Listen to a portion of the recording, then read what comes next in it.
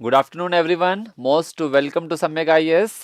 तो जो सीरीज हमने स्टार्ट की थी उसका आज पार्ट 2 हम प्रेजेंट करेंगे, जहां पर हम डिस्कस कर रहे हैं करंट अफेयर्स बेस्ड क्वेश्चंस जो आपके यूपीएससी प्रीलिम्स 2025 में पूछे जा सकते हैं। ये सारे क्वेश्चंस कवर किए गए हैं जितने भी प्रोमिनेंट न्यूज़पेपर है, चाहे द हिंदू हो, इंडियन एक्सप्रेस हो, चाहे टाइम्स ऑफ इंडिया हो, हिंदुस्तान टाइम्स हो, ताकि आप इन सब क्वेश्चंस से रिलेटेड जो भी टर्म्स हो, जो भी टर्मिनोलॉजी हो, उस पे बेस्ड क्वेश्चंस को इजीली आंसर कर सके। तो डायरेक्टली चलते हैं। Very good afternoon to all of you जो सब लोग कनेक्ट हो चुके हैं। डायरेक्टली स्टार्ट करते हैं क्वेश्चन नंबर 1 से। तो जो क्वेश्चन नंबर 1 है आज का, वो आप लोग देखोगे स्क्रीन पर आप लोगों के है। जो क्वेश्चन है ये रिलेटेड है 2.5 दिन का झोपड़ा, जो कि आप लोगों ने देखा होगा अजमेर में दरगाह शरीफ के अंदर है। अब आप बोलोगे सर ये क्वेश्चन क्यों न्यूज में लिया गया, क्योंकि आप देखोगे अभी कुछ दिनों पहले इंडियन एक्सप्रेस में इससे रिलेटेड एक आर्टिकल था, जिस आर्टिकल का जो टॉपिक था हिस्ट्री ऑफ अजमेर 2.5 दिन का झोपड़ा now facing demands of survey. क्योंकि कई लोग बेसिकली यहाँ पर बोल रहे हैं कि ये पहले जो आपका यहाँ पर एक संस्कृत स्कूल हुआ करता था, एक टेम्पल हुआ करता था, तो वापस से थोड़ा कंट्रोवर्सीज की वजह से ये न्यूज में है। तो इससे रिलेटेड 3 स्टेटमेंट्स आप लोगों के सामने हैं, फटाफट से बताना है कौन से स्टेटमेंट्स करेक्ट हैं। तो पहला स्टेटमेंट्स आप लोगों के सामने है कि 2.5 दिन के झोपड़े के बारे में निम्नलिखित कथनों पर विचार कीजिए। फर्स्ट स्टेटमेंट है, it is a 12th century mosque commissioned by Qutubuddin Aibak. ये 12th सेंचुरी के अंदर बनी हुई मस्जिद है जो कुतुबुद्दीन ऐबक के द्वारा बनाई गई थी। सेकंड लिखा हुआ है, the iconic screen wall that forms the mosque facade, facade मतलब बाहरी वाला part, with its 7 corbelled arches was commissioned by Ibrahim Khan Lodi. मतलब बोला गया है कि बना तो कब था, 12th सेंचुरी में बाय कुतुबुद्दीन ऐबक। बोला गया है इसके जो आगे की फैसेड थी जिसमें 7 आर्च थे, वो बनाए थे इब्राहिम खान लोदी ने। और थर्ड लिखा हुआ है, it is the oldest surviving monument in the Punjab. ये पंजाब का ओल्डेस्ट सर्वाइव मॉन्यूमेंट है। तो फटाफट से बताइए इसका क्या आंसर होगा। और इस आर्टिकल में आप लोगों को दिख भी रहा होगा, ये one of the oldest mosque माना जाता है नॉर्थ इंडिया का। ठीक है, एक बहुत पुराना मॉस्क माना जाता है नॉर्थ इंडिया का। तो इसके बारे में आप बता सकते हैं 2.5 दिन का झोपड़ा नाम इसलिए था क्योंकि ये 2.5 दिन में बनकर तैयार हो गया था। लगभग 60 घंटे बोला जाता है। तो बताइए क्या इसके बारे में करेक्ट होगा। तो मैं आपको जस्ट बता देता हूं, थर्ड स्टेटमेंट तो सबने ही रॉन्ग कर दिया होगा, क्योंकि ये पंजाब से तो कोई रिलेशन ही नहीं है, ये राजस्थान के अंदर अजमेर में है। तो थर्ड तो बिल्कुल ही गलत है। तो थर्ड आपका गलत होता है तो आपका डी ऑप्शन तो एलिमिनेट हो जाता है, लेकिन अभी भी 3 ऑप्शन बाकी हैं। और ये भी बिल्कुल करेक्ट है, ये कुतुबुद्दीन ऐबक के द्वारा कमीशन किया गया था। बाद में बेसिकली इल्तुतमिश के द्वारा, जो सेकंड स्टेटमेंट आप देख रहे हो, ये इब्राहिम खान लोदी के द्वारा नहीं, इल्तुतमिश के द्वारा इसको, जो इसका जो फैसेट था, आगे वाला पार्ट था जिसमें आपको 7 आर्क्स देखने को मिलते हैं, वो कमीशन किया गया था इल्तुतमिश के द्वारा। तो आप देखोगे इसका जो सेकंड स्टेटमेंट है, वो सेकंड स्टेटमेंट आपका क्या हो जाएगा, गलत हो जाएगा। तो केवल क्या बचा, 1 only is the correct answer. तो देखोगे यहां पर B is the correct answer. क्या आंसर होगा इसका, B is the correct answer. News में था तो ध्यान में रखना, इसके बारे में आप लोगों को यहां पर सारा मिलेगा, क्योंकि अजमेर कोर्ट के अंदर ये मैटर बेसिकली उठना चालू हुआ था, तो इसलिए ये न्यूज में था, कंट्रोवर्सी के अंदर था। और ध्यान रखना, इल्तुतमिश जो कुतुबुद्दीन का सन इन लॉ था और जो थर्ड सुल्तान था दिल्ली का, उन्होंने ये कमीशन किया था, जो आपको ये आर्क्स देखने को मिल रहे हैं आगे वाले। और ध्यान रखना, यह अजमेर का या नॉर्थ इंडिया का ओल्डेस्ट सर्वाइविंग मॉस्क देखने को आपको मिलेगा, जो पहले एक टेम्पल हुआ करता था। अंदर का आर्किटेक्चर आज भी कई सारी जगह इसमें टेम्पल वाले एलिमेंट्स आप लोगों को देखने को मिलेंगे। तो ध्यान रखना, इसके बारे में क्वेश्चन पूछा जा सकता है, न्यूज में था तो जस्ट मैंने यहां पे पोर्ट्रे किया question number 1। Now come to the question number 2। I think clear होगा क्वेश्चन नंबर 1।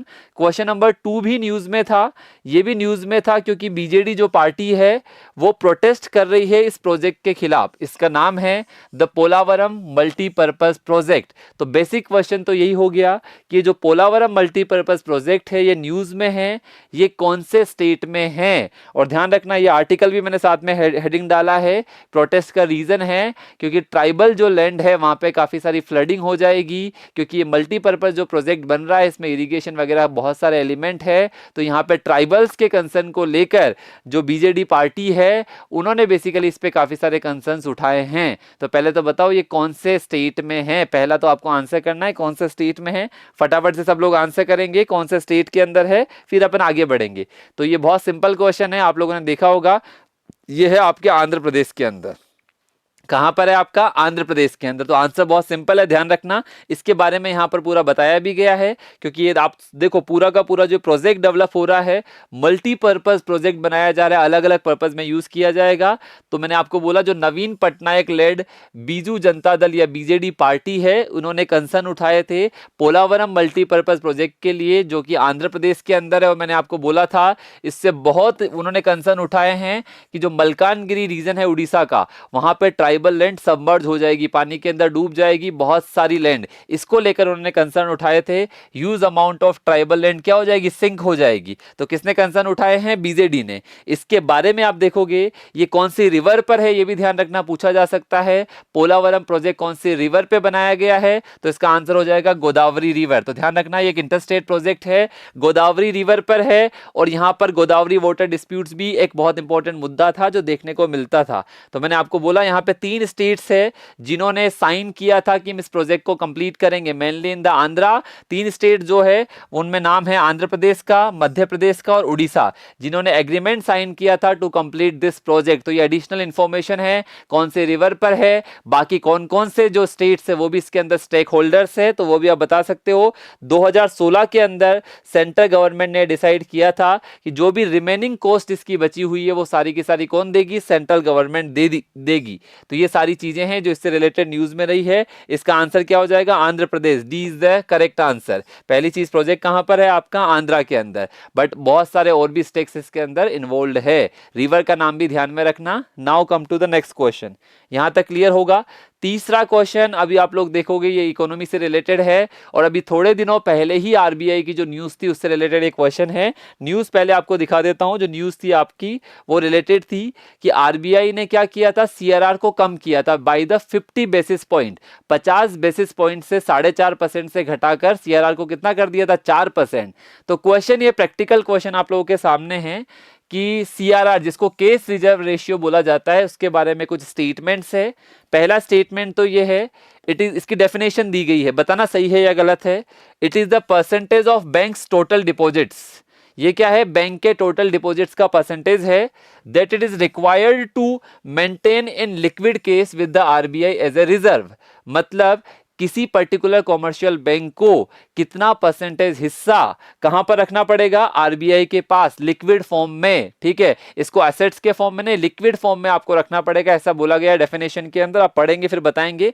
सेकंड में लिखा हुआ है, ये तो मैंने आपको जस्ट बता ही दिया सेकंड स्टेटमेंट, तो कि रिसेंटली आरबीआई ने जो केस रिजर्व रेशियो को 50 बेसिस पॉइंट से घटा दिया है। बट आगे बताना सही है या गलत है।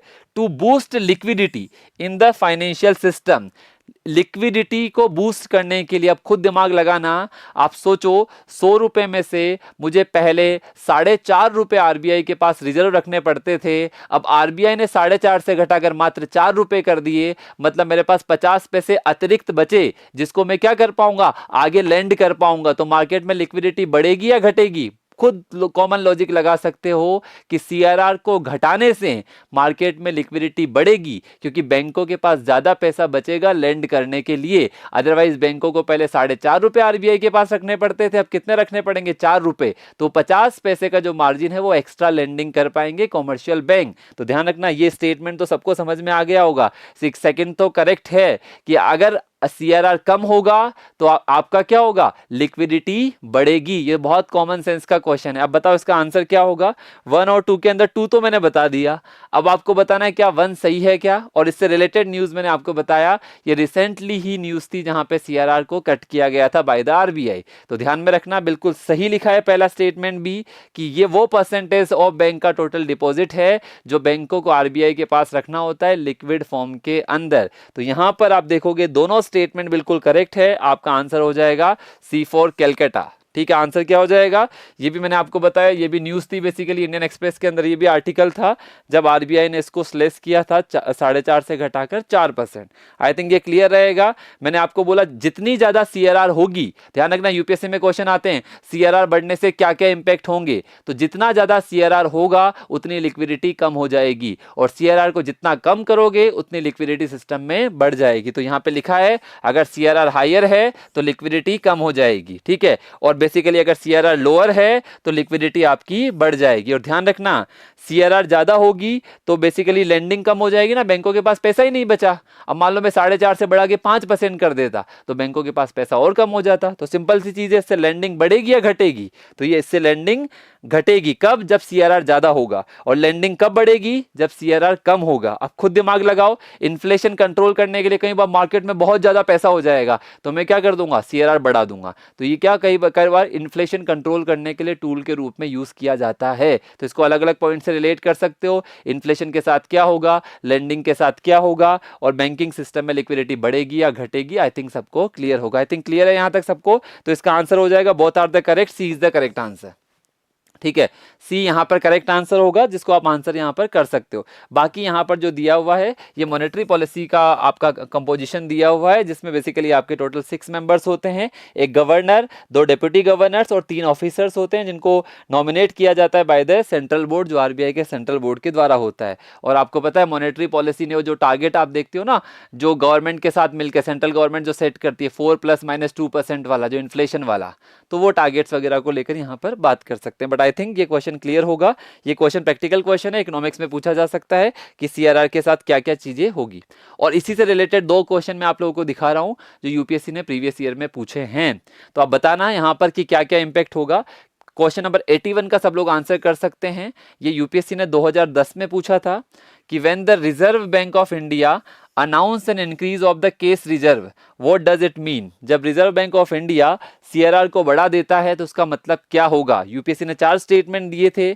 Commercial bank will have less money to lend, commercial banks के पास कम पैसा बचेगा लेंड करने के लिए। Reserve bank of India will have less money to lend, reserve bank of India के पास कम पैसा बचेगा। Union government will have less money to lend, union government के पास कम पैसा बचेगा। और लास्ट में लिखा हुआ है commercial banks will have more money to lend. तो बताओ क्या आंसर होगा? बहुत सिंपल क्वेश्चन है कि अगर आरबीआई ने सीआरआर को बढ़ा दिया है तो क्या होगा? तो खुद दिमाग लगाओ। यूनियन गवर्नमेंट का तो कोई लेना देना है नहीं इससे, क्योंकि ये कौन सी पॉलिसी है? मॉनेटरी पॉलिसी है।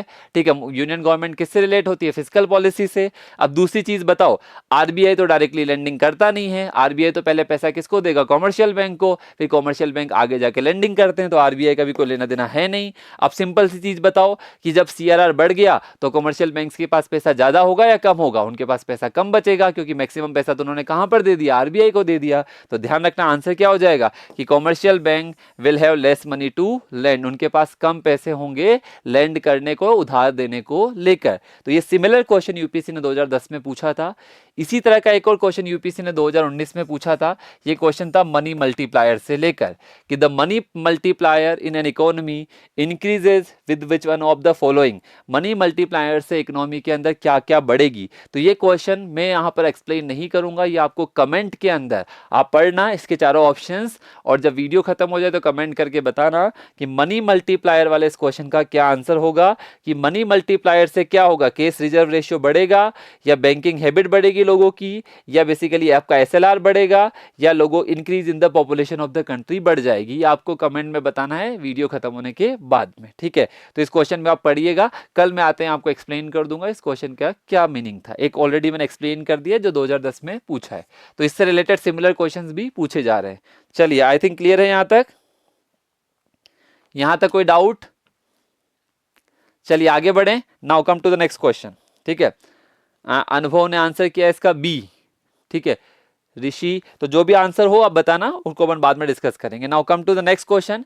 ये भी बहुत इंपॉर्टेंट क्वेश्चन है, ये भी न्यूज में रहा है, टाइम्स ऑफ इंडिया के अंदर भी देखा, हिंदुस्तान टाइम्स के अंदर भी था, इंडियन एक्सप्रेस के अंदर भी आर्टिकल था, द हिंदू के अंदर भी आर्टिकल था। पढ़ना क्वेश्चन क्या है। द नयकार पट्टी ब्लॉक विच इंक्लूड्स एरिटा पट्टी, ठीक है, a biodiversity rich area is famous for mining of ore. ठीक है, मतलब ये जो एरिया है जिसका नाम है नयकार पट्टी ब्लॉक, जहां पर आपको एरिटा पट्टी भी देखने को मिलेगा, जो कि एक बायोडाइवर्सिटी रिच एरिया माना जा रहा है। ये किस ओर की माइनिंग के लिए भी न्यूज में है, और ये गवर्नमेंट ने एक पॉलिसी भी बनाई है। आप देखोगे पीआईबी पर भी इसका जिक्र मिलेगा। कौन से ओर के लिए न्यूज में है? आयरन, कॉपर, कोल और टंगस्टन। तो ये भी आपसे एग्जाम में क्वेश्चन पूछा जा सकता है। तो एक बार बताइएगा इसका क्या आंसर है आपके अकॉर्डिंग।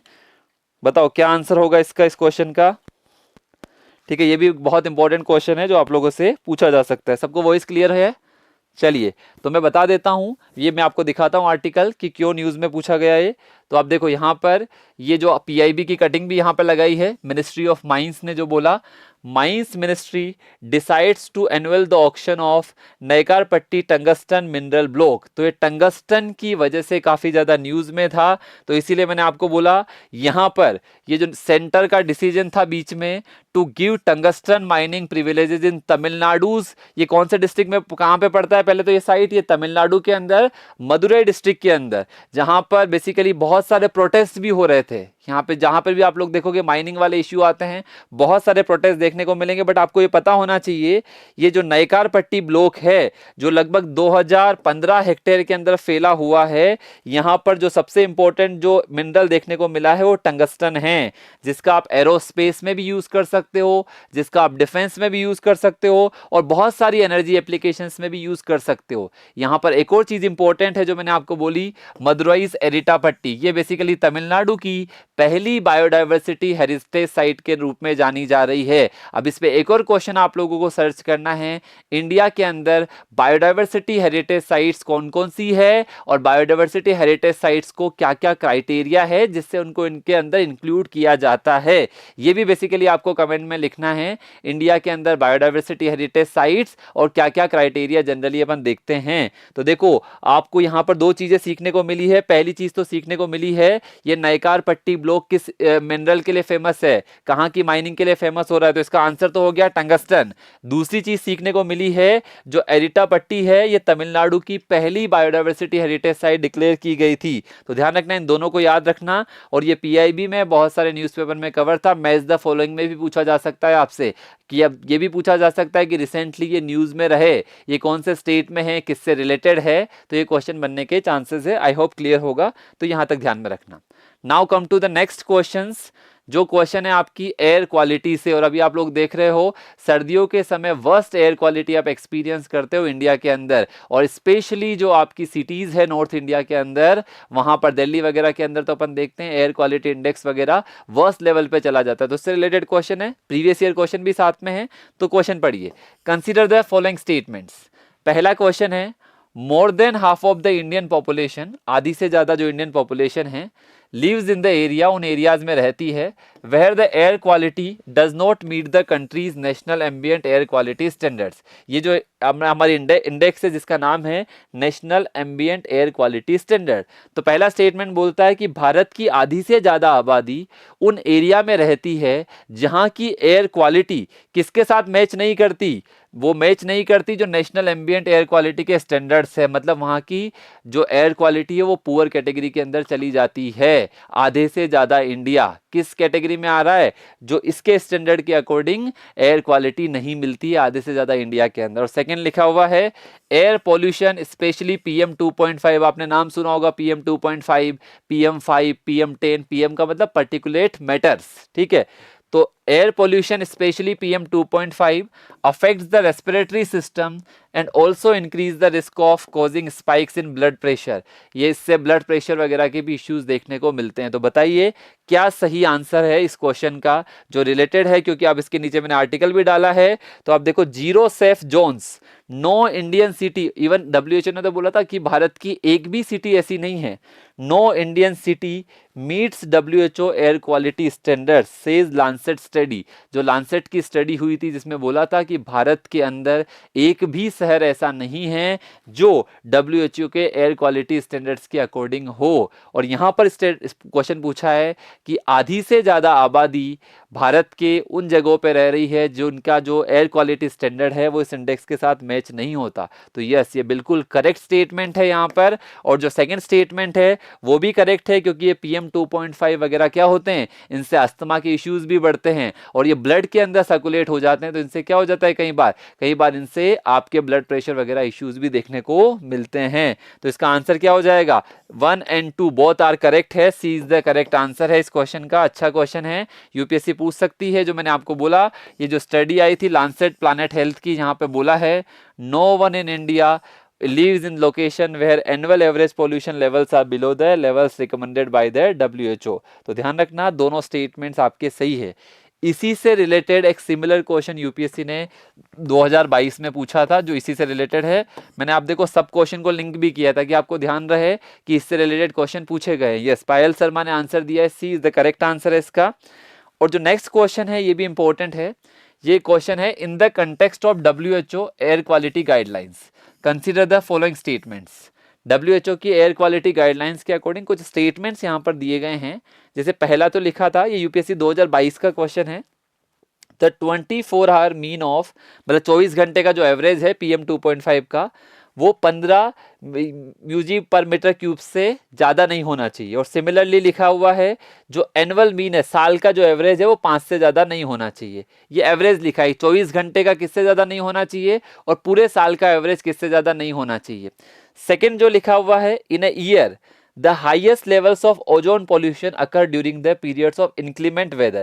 inclement weather का मतलब होता है harsh weather, जैसे कि मान लो बहुत ज़्यादा excessive heat चल रही है, बहुत ज़्यादा तूफान आ रहे हैं, बहुत ज़्यादा रेन हो रही है। तो क्वेश्चन ध्यान से समझना, सेकेंड स्टेटमेंट में लिखा है कि highest level of ozone pollution उस दौरान होता है जब वेदर कैसा हो, इंक्लीमेंट। इंक्लीमेंट का मतलब बहुत ज़्यादा हीट वेव्स हो, बहुत ज़्यादा बारिश हो, बहुत ज़्यादा तूफान हो। तो पहली चीज़ अगर आप लोगों ने पढ़ा हो तो ध्यान में रखना कि जो आपको चीज़ यहाँ पर मैं रिलेट कर रहा हूँ, अगर आप लोगों ने ये चीज़ पढ़ी हो तो ओजोन जो पॉल्यूशन है वो कौन से एनवायरनमेंट में होती है, जो सनी एनवायरनमेंट होता है, ठीक है, ब्राइट एनवायरनमेंट होता है, इनमें नहीं होगी। जो बहुत एक्सेसिव तूफान आ रहा है, एक्सेसिव रेन हो रही है, मॉइस्चर होना, इनमें तो आपका ओजोन पॉल्यूशन ज़्यादा नहीं होगा। ओजोन पॉल्यूशन के लिए चाहिए सनी क्लाइमेट। तो थर्ड स्टेटमेंट लिखा हुआ है, PM10 can penetrate the lung barrier and enter into the blood stream. ध्यान रखना, PM10 जो है वो ब्लड स्ट्रीम में एंटर नहीं कर पाते। जितने पार्टिकल्स बड़े होते जाएंगे उतना उनका ब्लड स्ट्रीम में जाना डिफिकल्ट होता जाएगा, वो उसके साथ मिक्स नहीं हो पाएंगे, ठीक है। फोर्थ लिखा हुआ है, excessive ozone in the air can trigger asthma. ध्यान रख, बिल्कुल सही है, अगर एयर में ओजोन की मात्रा एक्सेसिव हो जाएगी तो उससे अस्थमा की समस्याएं बढ़ सकती है। तो ये क्वेश्चन यूपीएससी 2022 में पूछा था। अगर मैं आपको बताऊं इसमें क्या सही है और क्या गलत है, ठीक है। प्रियंका ने बोला सर जूम कर 134, यस डेफिनेटली आपने यहाँ पर, मैं अगर आपको बताता हूँ 134 तो नहीं होगा। पहला स्टेटमेंट बिल्कुल करेक्ट है, ये डेटा बिल्कुल करेक्ट है कि 24 घंटे का PM 2.5 का मीन 15 है और पूरे साल का यहाँ पर 5 है, बिल्कुल करेक्ट है। सेकंड स्टेटमेंट गलत है, इंक्लीमेंट वेदर के अंदर ओजोन पॉल्यूशन नहीं होता। इंक्लीमेंट का मतलब मैंने एक्सट्रीम बोला, ठीक है। थर्ड बेसिकली गलत है यहाँ पर, क्योंकि जो PM10 है वो ब्लड स्ट्रीम के अंदर एंटर नहीं कर पाते हैं, ठीक है। चौथा बिल्कुल करेक्ट है, ये एक्सेसिव अस्थमा की सॉल्यूशन इससे बढ़ जाता है, एक्सेसिव ओजोन से अस्थमा काफ़ी ट्रिगर हो जाता है। ये तो आप देखोगे जब भी नॉर्मल एयर पोल्यूशन है, अस्थमा या जो चेस्ट से रिलेटेड प्रॉब्लम्स है वो डेफिनेटली बढ़ेगी ही बढ़ेगी। तो इसका जो करेक्ट आंसर है वो बी है, 1 और 4। ये सिमिलर टाइप का क्वेश्चन यूपीएससी ने 2022 में पूछा था, तो आई थिंक इसके बारे में थोड़ा सा आइडिया आप लोगों को लग गया होगा। 1 और 4 is the correct. Yes, Priyanka ने सही आंसर दिया है, तो आई थिंक ये आप लोगों को करेक्ट होगा। चलो, तो नाउ कम टू, थोड़ा सा अब तो आगे मैं जूम कर दूंगा, अभी तो हो गया है, ठीक है, फिर मैं आपको जूम करके इस पर दिखा दूंगा। चलिए नेक्स्ट वन पे आते हैं। ये वाला क्लियर है सब लोगों को? आई थिंक ये समझ में आ गया होगा कि ये एयर क्वालिटी से रिलेटेड जो क्वेश्चन है ये काफ़ी प्रोमिनेंट रहते हैं, एनवायरनमेंट में काफ़ी सारे क्वेश्चन से रिलेटेड पूछे जाते हैं, तो ध्यान में रखना इससे रिलेटेड क्वेश्चन आ जाएंगे। क्यों न्यूज़ में था वो भी मैंने आप लोगों को बता दिया। नेक्स्ट क्वेश्चन ये भी न्यूज़ में है क्योंकि रिसेंटली इससे हमारा कुछ एग्रीमेंट्स की बात चल रही है। क्वेश्चन पूछा है, ये जो 4 कंट्री है, नॉर्वे, स्विट्जरलैंड, आयरलैंड और जर्मनी, और पूछा है इनमें से जो कौन सी कंट्रीज है, how many of the countries given above are the members of European Free Trade Association. और ध्यान रखना, यूरोपियन फ्री ट्रेड एसोसिएशन के साथ हम फ्री ट्रेड एग्रीमेंट को नेगोशिएट कर रहे हैं। तो ध्यान रखना, यहाँ पर पूछा गया है कि जो यूरोपियन फ्री ट्रेड एसोसिएशन है इनमें कौन कौन सी कंट्रीज शामिल है। आप देखोगे तो generally 4 countries European Free Trade association के अंदर आती है, और ये न्यूज़ में इसलिए है क्योंकि यहाँ से हमारे ट्रेड नेगोशिएशंस चल रहे हैं। तो ध्यान रखना, अगर आप देखोगे अनुभव ने बोला है ओनली स्विट्जरलैंड, थोड़ा सा आप यहाँ पे मिस कर गए हैं। स्विट्जरलैंड के साथ साथ एक और कंट्री है, क्योंकि यहाँ पे पूछा है ओनली 1, ओनली 2, ओनली 3 और ओनली 4। तो देखोगे यहाँ पर 2 कंट्रीज आप लोगों को देखने को मिलेगी जो पार्ट है, नॉर्वे भी है, स्विट्जरलैंड भी है, आयरलैंड की जगह आइसलैंड आ जाएगा और जर्मनी की जगह लिंचेस्टाइन आ जाएगा। ये 4 कंट्रीज है जो पार्ट है आपके यूरोपियन फ्री ट्रेड एसोसिएशन की। तो आप देखोगे ये भी आपको यहाँ पे न्यूज दिखाई है मैंने, इंडिया के डीटीटीए, डीटीए का मतलब डबल टैक्सेशन अवॉइडेंस एग्रीमेंट, ये स्विट्जरलैंड के साथ नेगोशिएशन में चल रहे हैं। और दूसरी चीज मैंने आप लोगों को बताई, एक जो फ्री ट्रेड एग्रीमेंट की अपन बात करते हैं, तो जो यूरोपियन फ्री ट्रेड एसोसिएशन बना हुआ है उसके अंदर 4 कंट्री है, नॉर्वे, सेकंड जो मैंने आपको बोला आइसलैंड, आयरलैंड नहीं है आइसलैंड है, और थर्ड मैंने आपको बोला लिंचेस्टाइन, और फोर्थ मैंने आपको बोला स्विट्जरलैंड। तो ऑप्शन में स्विट्जरलैंड और नॉर्वे करेक्ट है। लिंचेस्टाइन की, वहां पे लिंचेस्टाइन की जगह जर्मनी लिखा हुआ है जो गलत है, और आइसलैंड की जगह आयरलैंड लिखा हुआ है जो कि गलत है। तो वहां पर आंसर क्या हो जाएगा, 2 कंट्रीज। तो ध्यान रखना है न्यूज में है इसीलिए दिया है, मैंने रैंडम उठा के नहीं दिया कि बताओ कि यूरोपियन फ्री ट्रेड एग्रीमेंट के अंदर कौन कौन सी कंट्रीज है, इसलिए दिया है क्योंकि रिसेंटली न्यूज में है। और रिसेंटली अपन, आप देखो इंडिया एंड ईएफटीए मेंबर्स जो मैंने चारों के नाम दिए, इन्होंने मार्च के अंदर ही एक फ्री ट्रेड डील को नेगोशिएट किया है। मार्च 2024 में ही इसकी बात हुई थी, दैट्स वाई ये न्यूज में है। तो ध्यान में रखना है क्योंकि रिसेंटली यहाँ पे इंडिया का नेगोशिएशन चला है। तो यहाँ पर आंसर हो जाएगा नॉर्वे करेक्ट है, स्विट्जरलैंड करेक्ट है, आयरलैंड नहीं है, जर्मनी नहीं है, B is the correct answer. I think clear होगा ये क्वेश्चन, क्यों न्यूज में था ये भी बता दिया मैंने, और कौन सा है। तो ध्यान में रखना, अगर क्वेश्चन पूछा जाए तो क्लियर रहेगा। फ्री ट्रेड एग्रीमेंट का मतलब मैंने बताया, जहां पे आप फ्री फ्लो ऑफ गुड्स का, सर्विसेज का, पीपल का, आइडिया का, इन्वेस्टमेंट का, अब अलग अलग टाइप के फ्री ट्रेड एग्रीमेंट अलग अलग कंट्रीज के साथ नेगोशिएट होते रहते हैं। ठीक है, चलिए नेक्स्ट वन। हाँ, ये भी इंपॉर्टेंट है, ज्वाइंट कमेटी ऑफ पार्लियामेंट। ठीक है, और आप लोगों ने देखा होगा recently one nation one election वाला जो बिल था वो ज्वाइंट कमेटी ऑफ पार्लियामेंट में रेफर किया गया था। तो ये भी क्वेश्चन आपसे पूछा जा सकता है। क्वेश्चन पूछा है ज्वाइंट कमेटी ऑफ पार्लियामेंट के बारे में निम्नलिखित कथनों पर विचार कीजिए, और आपने नीचे मैंने हेडिंग यहाँ पे लगाई है, दिसंबर 2024 का ही पार्लियामेंट न्यूज है कि government refers one nation one election bill to joint parliamentary committee. तो ज्वाइंट पार्लियामेंट्री कमेटी पे सवाल बनने के चांसेस है। पहला क्वेश्चन, पहला स्टेटमेंट, जेपीसी है जिसको शॉर्ट में setup by the parliament, parliament के द्वारा सेटअप की जाती है for a special purpose like the detailed scrutiny of a subject और बिल। ये संसद सेटअप करती है और उसका पर्पस क्या लिखा, जैसे कि किसी भी बिल की डिटेल्ड में स्क्रूटनी करना, स्क्रूटनी का मतलब जांच करना। सेकंड लिखा हुआ है इट इज नॉट डिसोल्व, इसको डिसोल्व नहीं किया जा सकता, मतलब ये डिसोल्व नहीं होती है। थर्ड लिखा हुआ है JPC can scrutinise documents and summon people for questioning, ये डॉक्यूमेंट्स को स्क्रूटनाइज कर सकती है और किन्हीं भी लोगों को अगर क्वेश्चनिंग के लिए समन करना है तो बुला भी सकती है। बताइए, यस अनुभव ने सही बोला है, वक्फ बिल को भी जेपीसी के अंदर भेजा गया था। तो यहाँ पे नॉर्मल क्वेश्चन पूछे गए हैं जेपीसी के बारे में। तो बताइए क्या क्या करेक्ट होंगे यहाँ पर, मैं आपको कुछ चीजें बता देता हूं। जेपीसी है जो सेटअप की जाती है बाय द पार्लियामेंट, इसमें अपोजिशन के मेंबर्स भी होते हैं, रूलिंग पार्टी के मेंबर्स भी होते हैं। इसका जो जनरली चेयरमैन होता है वो आपके लोकसभा से आता है, और ध्यान रखना उस चेयरमैन को अपॉइंट किया जाता है by the speaker of the Lok Sabha. और ध्यान रखना जेपीसी जो सेटअप की जाती है for the special purpose he setup की जाती है, जैसे कि यहाँ पे लिखा है एक स्पेशल पर्पज डिटेल्ड स्क्रूटिनी के लिए। प्रियंका ने आंसर दिया है सी, अनुभव ने आंसर दिया है बी। तो अब मैं एक और चीज बता देता हूं यहाँ पर, इसको जैसे इसका काम खत्म हो जाएगा इसको डिसोल्व कर दिया जाएगा। तो सेकंड स्टेटमेंट तो गलत है, जिन्होंने बोला है इसको डिसोल्व नहीं किया जा सकता, ये जैसे इसका काम खत्म होगा, जैसे ही बिल की स्क्रूटनी खत्म होगी तो डिसोल्व हो जाएगी। तो पहला स्टेटमेंट बिल्कुल करेक्ट है, और साथ साथ में इसका तीसरा स्टेटमेंट भी बिल्कुल करेक्ट है, ये स्क्रूटनाइज कर सकती है डॉक्यूमेंट्स को, किसी पर्सन को समन करना है पूछताछ के लिए तो बुला सकती है।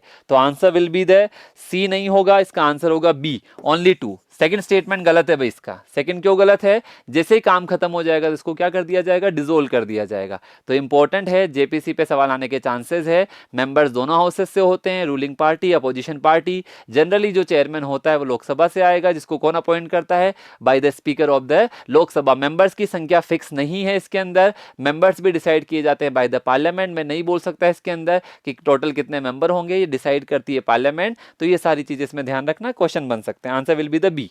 इसके बारे में बाकी लिखा हुआ है कि one nation one election bill को इसमें रेफर किया गया है। ठीक है, तो आई थिंक ये क्लियर होगा, सारा मैंने डिटेल में आपको एक्सप्लेन कर दिया है। चलिए नाउ, ये तो इसके बारे में बताया बिल के बारे में जिसको अपन ने रेफर किया है।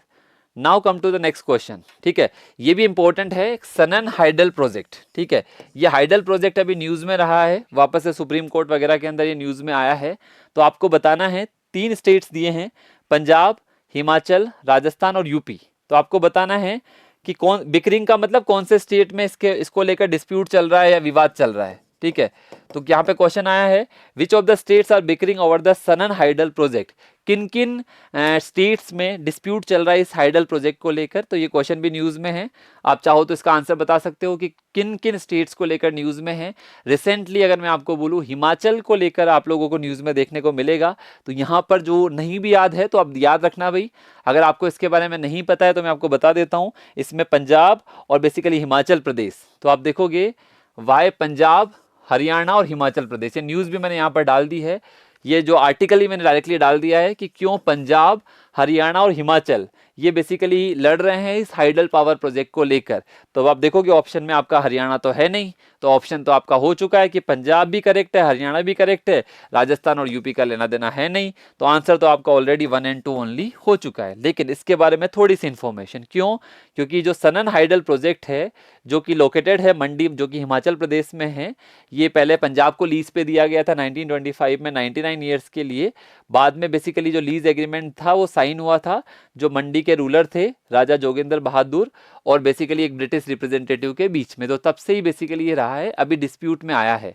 तो दैट्स वाई मैंने आपको लिखा है ये आपका जो है ये अभी रिसेंटली सुप्रीम कोर्ट के अंदर मुद्दा चला गया था, तो इसलिए मैंने आपको लिखा सनन हाइडल प्रोजेक्ट। तो ध्यान रखना पंजाब, हरियाणा और हिमाचल 3 स्टेट्स के बीच में ये सारा चल रहा है, जहां पर आप लोगों को देखने को मिलेगा न्यूज में।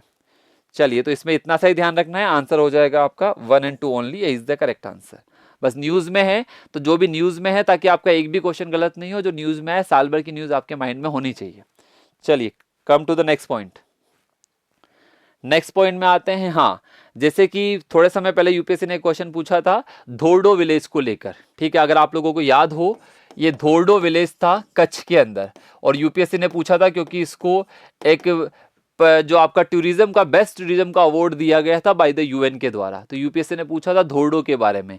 यहां पर इसी से रिलेटेड एक क्वेश्चन पूछा गया है, नाम है बनासकांठा। ये भी कहां से है, धोर्डो भी कहां पर था आपका, गुजरात के अंदर। कच्छ, जो रन ऑफ कच्छ का नाम सुना होगा आपने, कच्छ फेस्टिवल का, तो धोर्डो के अंदर बेसिकली बेस्ट टूरिज्म का अवार्ड मिला था धोर्डो को। तो यहां पर इसी तरह से एक और नाम लिखा है गुजरात का ही, बनासकांठा डिस्ट्रिक्ट के अंदर, जिस गांव का नाम है मसाली, ठीक है। तो बनासकांठा के अंदर ये मसाली गांव न्यूज में है, और ये क्यों न्यूज में है इसके बारे में आपको बताना है। क्या ये इंडिया का पहला ग्रीन विलेज है, क्या ये इंडिया का पहला बॉर्डर सोलर विलेज है, क्या ये इंडिया का पहला मॉडल टूरिज्म विलेज है, क्या ये इंडिया का पहला क्राफ्ट हैंडलूम विलेज है। तो ये भी न्यूज में रहा है। और मैं आपको थोड़ा सा हिंट दे देता हूं, अगर आप न्यूज़पेपर देख, ये इमेज देख पा रहे हैं, तो सब घरों पे बेसिकली आपको सोलर प्लेट्स देखने को मिल रही होगी। और जैसे ही सोलर प्लेट्स देखने को मिलेगी तो आपका आंसर क्या हो जाएगा, इसका आंसर हो जाएगा। और ध्यान रखना ये पाकिस्तान बॉर्डर पर है, यहाँ से लगभग 15 किलोमीटर पे आपको पाकिस्तान बॉर्डर देखने को मिलेगी, इसीलिए लिखा है ये भारत का पहला बॉर्डर सोलर विलेज है जो आप लोगों को देखने को मिलेगा। तो इसका आंसर क्या हो जाएगा, B is the correct answer. तो जो बनासकांठा जिले का जो मसाली गांव है, देखो पूरा का पूरा न्यूज़पेपर की कटिंग डाली है, बनासकांठा का जो मसाली गांव है ये इंडिया का पहला बॉर्डर सोलर विलेज बनेगा। मात्र 800 लोगों की पॉपुलेशन है, मात्र 800 लोगों की पॉपुलेशन है, और पूरे गांव को बेसिकली सोलर पावर्ड बना दिया गया है। इंटरनेशनल बॉर्डर पे बेसिकली आप लोगों को देखने को मिलेगा, भारत पाकिस्तान बॉर्डर पे ये विलेज आप लोगों को देखने को मिलेगा। तो ध्यान रखना, कई बार ऐसे क्वेश्चन डायरेक्टली आपके एग्जाम में आ जाएंगे, क्यों न्यूज में था। तो इसी से रिलेटेड एक न्यूज मैंने बता दी, धोर्डो वाला, ठीक है, कोणार्क का सूर्य मंदिर। और वहां पर आप लोगों ने देखा होगा थोड़े समय पहले एक और सूर्य मंदिर न्यूज में रहा था, जो भी सेम इसी स्टेट में है। अगर आपको पता हो तो कमेंट लिखकर बता सकते हैं। चलिए नेक्स्ट क्वेश्चन पे आते हैं। ये भी बहुत न्यूज में रहा है, ये साइंस एंड टेक का क्वेश्चन है, फायर फ्लाई स्पार्कल, ठीक है। और ये भी प्रोबेबल क्वेश्चन से जो आप लोगों से पूछा जा सकता है, with reference to the firefly sparkle consider the following statement. और नीचे मैंने न्यूज भी दी है इससे रिलेटेड, जब आप इसको न्यूज को भी पढ़ोगे तो इससे कुछ एनालाइज कर सकते हो। तो देखो, it has a mass equal to about 10 million stars, मतलब ये कितना बड़ा गैलेक्सी है, 10 मिलियन से ज्यादा स्टार, और साइज ऑफ सन के बराबर बताया गया है, ठीक है। सेकंड लिखा हुआ है, यूरोपियन स्पेस एजेंसी का जो टेलीस्कोप है जिसका नाम है जेम्स वेब स्पेस टेलीस्कोप, उसने स्पॉट किया इस गैलेक्सी को जिसका नाम है फायरफ्लाई स्पार्कल गैलेक्सी। और इसके आसपास, इसके आजू बाजू भी 2 गैलेक्सी देखे गए हैं, जिसको न्यू फायरफ्लाई न्यू गैलेक्सी का नाम दिया गया है। तो इसके आजू बाजू भी 2 नेबर गैलेक्सी भी है, जो कि स्पॉट किया गया है by the James Webb space telescope. तो आप लोगों ने सही आंसर किया है, बहुत आर द राइट है, बिल्कुल सही है। नीचे लिखा भी हुआ है, जिन्होंने न्यूज में देखा हो, नासा का जो जेम्स वेब टेलीस्कोप है, ठीक है, फाइंड टीनी मिल्की वे लाइक गैलेक्सी, ठीक है। तो आप देख सकते हो। एक और चीज अगर आप लोगों ने यहाँ पर देखा हो तो एक चीज गलत है इसके अंदर, अगर किसी ने गौर किया हो इस स्टेटमेंट में एक चीज गलत है, ठीक है। अगर आप बताओगे तो उसके अकॉर्डिंग अपन आंसर करेंगे कि सेकंड स्टेट पे, पहला तो बिल्कुल सही है। अगर मैं आपको यहां पर देखोगे, ये जो जेम्स वेब स्पेस टेलीस्कोप है, इसने डिस्कवर किया है एक गैलेक्सी, और जिस गैलेक्सी का नाम मैंने यहां पर आपको क्या दिया, फायरफ्लाई स्पार्कल, ठीक है। क्योंकि फायरफ्लाई क्यों बोला, ये साइनिंग, बहुत सारे जो स्टार्स है साइनिंग स्टार्स, आप देख रहे हो ये इमेज जो आप लोग देख पा रहे हो, इसके अंदर 10 मिलियन से ज्यादा स्टार्स और सब कैसे साइनिंग स्टार, साइनिंग स्टार का एक क्लस्टर्स है जो एक साथ में मिल गया, और इससे क्या हो गया, एक प्रकाश पैदा हो गया, ल्यूमिनिस्केंट पैदा हो गया। तो ये बेसिकली यहां पर देखा जा रहा है, जो कि हमसे लगभग 13 बिलियन लाइट ईयर्स आप लोगों को दूर देखने को मिलेगा, मतलब 13 बिलियन ईयर्स लगेंगे ट्रेवल करने में, वहां से लाइट नीचे तक आने में। तो आप यहां पर देख सकते हो ये गैलेक्सी काफी न्यूज में था। तो फायरफ्लाई स्पार्कल गैलेक्सी, जिसको स्पोर्ट किया गया जेम्स वेब टेलीस्कोप के द्वारा, ठीक है। तो यहां पर इसका आंसर अगर अपन करें तो आंसर क्या होगा भाई, इसका आंसर दोनों करेक्ट है, क्योंकि जेम्स वेब में यूरोपियन स्पेस एजेंसी, नासा दोनों के इन्वॉल्व है। तो answer is the C, is the correct answer, यहाँ पर आप लोगों को देखने को मिल जाएगा। ध्यान रखना 10 मिलियन स्टार से इतने बड़ा गैलेक्सी स्पोर्ट हुआ है। तो कभी आपके सवाल आ जाए एग्जाम में कि फायरफ्लाई स्पार्कल क्या है, तो एक डिस्टेंट गैलेक्सी है जिसको स्पोर्ट किया गया by the James Webb telescope के द्वारा। और ये कितना बड़ा गैलेक्सी है, जहां पे 10 million stars the size of our sun, और ये सारे स्टार्स कैसे हैं, चमकदार है, ल्यूमिस्केंट वाले हैं, इसलिए इसको नाम क्या दिया गया, फायरफ्लाई। और इसके आजू बाजू भी 2 गैलेक्सी और एक्सप्लोर किए गए हैं बाय दिस टेलीस्कोप। तो ये पूछा जा सकता है आपसे, न्यूज में है, तो इसके बारे में ध्यान रखिएगा, ठीक है। तो आज के लिए अपना इतना ही है, ठीक है। आज अपन ने 10 क्वेश्चंस तो डायरेक्टली डिस्कस किए, बहुत सारे क्वेश्चन इनडायरेक्टली डिस्कस किए, कुछ यूपीएससी के प्रीवियस ईयर क्वेश्चन डिस्कस किए। एक क्वेश्चन मैंने आप लोगों के लिए छोड़ा है, जो आप क्लास खत्म होने के बाद कमेंट करके चाहो तो बता सकते हो। इस क्वेश्चन का आंसर आप लोगों के लिए क्या होगा, जो सीआरआर से रिलेटेड 2 क्वेश्चंस मैंने पूछे थे आप लोगों से, एक क्वेश्चन का आंसर तो मैंने डायरेक्टली दे दिया था, एक क्वेश्चन आप लोगों के लिए छोड़ा था जो कि यूपीएससी 2019 में आया था।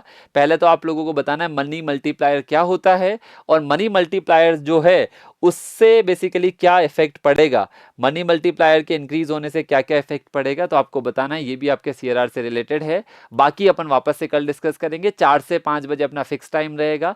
तो कल मिलते हैं वापस से 4 बजे। आज के लिए इतना ही। Thank you very much, thank you guys.